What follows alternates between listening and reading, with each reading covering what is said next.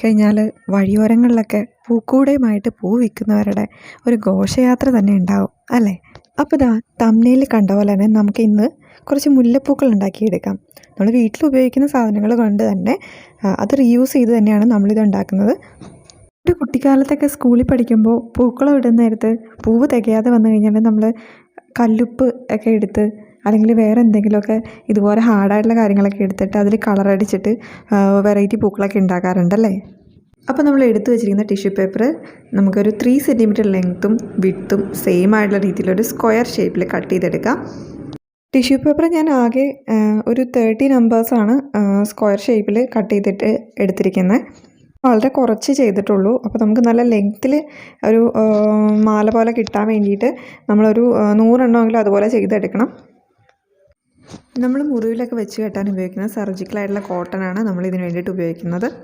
Suppose അതില്ലാന്നുണ്ടെങ്കിൽ നമുക്ക് sponge use ചെയ്യാം. പക്ഷേ സ്പോഞ്ച് യൂസ് ചെയ്യുമ്പോൾ അത് റൗണ്ട് ഷേപ്പിൽ കട്ട് ചെയ്ത് എടുക്കേണ്ടി വരും. പഞ്ഞി യൂസ് ചെയ്തിട്ട് നമ്മൾ ചെയ്യുന്നതും ശരിക്കും മുല്ലമൊട്ട് എങ്ങനെ ഇരിക്കും അതുപോലെയാണ് കേട്ടോ. മുല്ലപ്പൂവിൻ്റെ രീതിയിലല്ല, മുല്ലമൊട്ട് ഇരിക്കുന്ന പോലെയാണ് നമ്മളിത് ചെയ്യുന്നത്. അപ്പോൾ മുല്ലമൊട്ടിൻ്റെ ആകൃതിയിൽ ആദ്യം നമ്മൾ ഈ പഞ്ഞി ശരിക്കും എന്തുമാത്രം നമ്മൾ ഏതൊരു അളവിൽ വേണം മുല്ലമൊട്ട് എങ്ങനെ ഇരിക്കും എന്നുള്ളൊരു ആ അളവിൽ കുറച്ച് പഞ്ഞി എടുത്തിട്ട് നമ്മളിതുപോലെ ഒന്ന് റോൾ ചെയ്തെടുത്ത് ഒരു ഓവൽ ഷേപ്പിലാക്കി എടുക്കുക. ഇനി നമുക്ക് കട്ട് ചെയ്ത് വെച്ച ആ പേപ്പർ എടുക്കാം. ടിഷ്യൂ പേപ്പർ എടുത്തിട്ട് നമ്മൾ അതിൻ്റെ സെൻറ്റർ പോർഷനിലേക്ക് ഈ റോള് എടുത്ത് വെച്ചിട്ട് നന്നായിട്ട് ഈ കാണുന്ന പോലെ നന്നായിട്ട് ചുരുട്ടിയെടുക്കുക. അതിൻ്റെ ആ എൻഡ് നന്നായിട്ട് ചുരുണ്ടിരിക്കണം, ഇല്ലെങ്കിൽ അത് പുറത്തേക്ക് വിടർന്നിരിക്കും. ചുരുട്ടിയെടുക്കുമ്പോൾ ഭയങ്കരമായിട്ട് പ്രസ് ചെയ്ത് ചുരുട്ടിയെടുക്കരുത്. കുറച്ച് സ്മൂത്തായിട്ട് വേണം ചെയ്യാനായിട്ട്, ഇല്ലെങ്കിൽ അത്രയും ഭാഗം ചുരുട്ടുന്ന ആ ഭാഗം ചിലപ്പോൾ കീറിപ്പോകാനായിട്ട് ചാൻസ് ഉണ്ട്.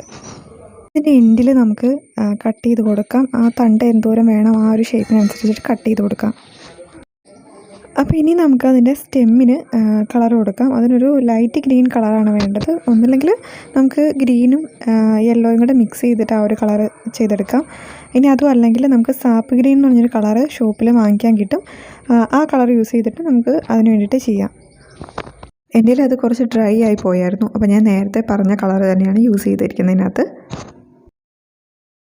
സാപ്പ് ഗ്രീൻ കിട്ടാൻ വേണ്ടിയിട്ട് നമ്മൾ ആ കളർ രണ്ടും മിക്സ് ചെയ്യുമ്പോൾ 1:3 എന്നുള്ള റേഷ്യോയിൽ വേണം ഇത് മിക്സ് ചെയ്തെടുക്കാനായിട്ട്. അതായത് 3 ഡ്രോപ്സ് ഗ്രീൻ ഒഴിക്കുമ്പോൾ 1 ഡ്രോപ്പ് യെല്ലോ മതി. അത് രണ്ടും കൂടെ മിക്സ് ചെയ്ത് നമുക്ക് ഏകദേശം ആ കളർ കിട്ടും. ഇപ്പോൾ ഏകദേശം ആ ഒരു കളർ എത്തിയിട്ടുണ്ട്. ഇനി നമുക്ക് ഇതിൻ്റെ സ്റ്റെമ്മിലെല്ലാം ഈ രീതിയിലൊന്ന് പെയിൻറ്റ് ചെയ്ത് കൊടുക്കാം. പെയിൻറ്റ് ചെയ്യുമ്പോൾ ഒരു കാര്യം ശ്രദ്ധിക്കണം, നമ്മൾ അക്രിലിക്കാണ് യൂസ് ചെയ്യുന്നത്. അപ്പോൾ പെട്ടെന്നങ്ങ് ടിഷ്യൂ പേപ്പറിലായതുകൊണ്ട് പെട്ടെന്നങ്ങ് ഡ്രൈ ആവില്ല, കുറച്ച് ടൈം എടുക്കും. സോ നമ്മൾ എവിടെയാണ് ഇതാ ചെയ്യുന്നതെന്ന് വെച്ചാൽ അതൊരു പേപ്പറിൻ്റെ മുകളിലോ എന്തെങ്കിലും കട്ടിയുള്ള എന്തെങ്കിലും പീസസിൻ്റെ മുകളിൽ നമുക്കത് എടുത്ത് വെക്കണം. സോ നമ്മളത് ഉണങ്ങിയതിന് ശേഷം മാത്രമേ പിന്നെ നമ്മളെടുത്ത് യൂസ് ചെയ്യാൻ പറ്റുള്ളൂ.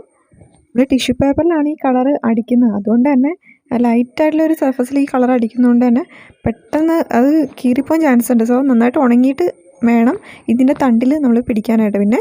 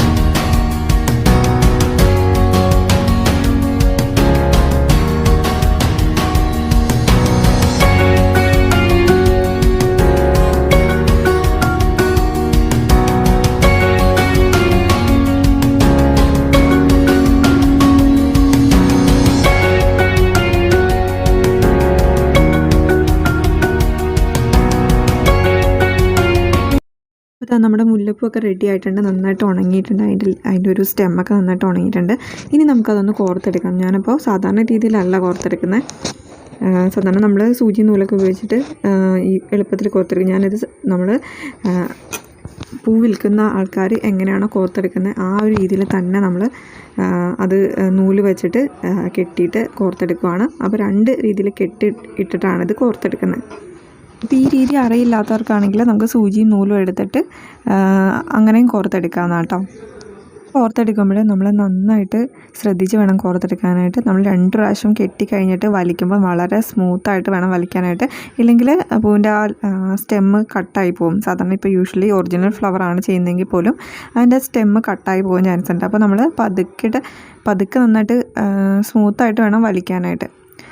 എന്നാൽ മാത്രമേ നന്നായിട്ട് അടുത്തിരിക്കുള്ളൂ. അത് രണ്ടും തമ്മിൽ നന്നായിട്ട് അടുത്തിരിക്കാനായിട്ട് ആ ഒരു ഭംഗി, നമ്മൾ കട്ടിയായിട്ട് കെട്ടുമ്പോഴാണ് ആ ഒരു ഭംഗി ഉണ്ടാവുക അല്ലേ. നമുക്ക് ഇത് വേണമെങ്കിൽ നമുക്ക് ഫോട്ടോസിലൊക്കെ, ഇപ്പോൾ ദൈവങ്ങളുടെ ഫോട്ടോസിലൊക്കെ ഒരു ഹാരമായിട്ടൊക്കെ വേണമെങ്കിൽ യൂസ് ചെയ്യാം.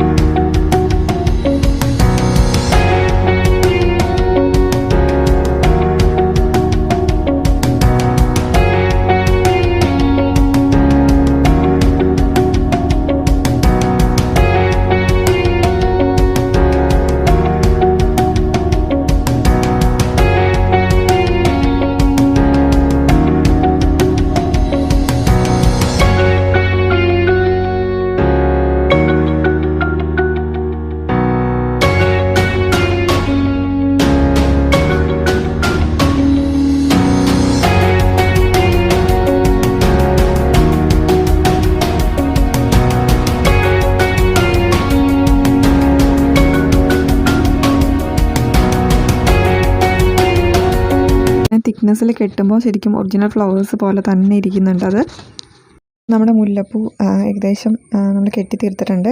അപ്പോൾ ഇതുപോലെ ഇരിക്കും. ശരിക്കും ഒറിജിനൽ ഫ്ലവർ എങ്ങനെയാണോ അതേപോലെ ഉണ്ടാവും. നമുക്ക് ഇതിനൊക്കെ ഓരോ ആവശ്യത്തിന് ആർട്ടിഫിഷ്യലായിട്ടുള്ള ഇതുപോലെ ജാസ്മിൻ ഫ്ലവർ വാങ്ങിക്കാറുണ്ട്. പക്ഷേ അതിനേക്കാളും കുറച്ചും കൂടെ നാച്ചുറലായിട്ട് തോന്നിക്കും ഇത്. അപ്പോൾ വീഡിയോ ഇഷ്ടപ്പെട്ട് കഴിഞ്ഞാൽ സബ്സ്ക്രൈബ് ചെയ്യാൻ മറക്കരുത്. തൊട്ടടുത്തുള്ള ബെല്ലൈക്കണിൽ ഓൾ എന്നൊരു നോട്ടിഫിക്കേഷൻ ഉണ്ട്, അതും കൂടെ ഓൺ ആക്കിയിടുക. അപ്പോൾ ഈ വീഡിയോ ഇഷ്ടപ്പെട്ട് കഴിഞ്ഞാൽ ഫ്രണ്ട്സിനൊക്കെ ഒന്ന് ഷെയർ ചെയ്ത് കൊടുക്കാൻ മറക്കരുത്. അപ്പോൾ അടുത്തൊരു വീഡിയോ ആയിട്ട് ഇനിയും കാണാം.